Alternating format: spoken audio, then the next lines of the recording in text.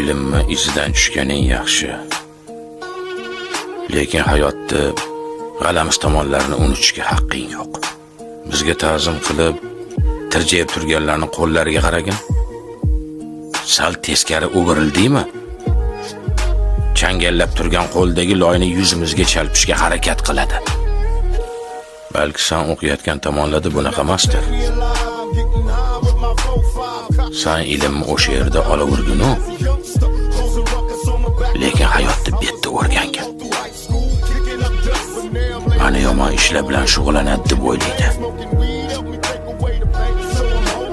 O'g'illari menga qo'shilib, yomon yo'lga kirib ketishdan qo'rqadi.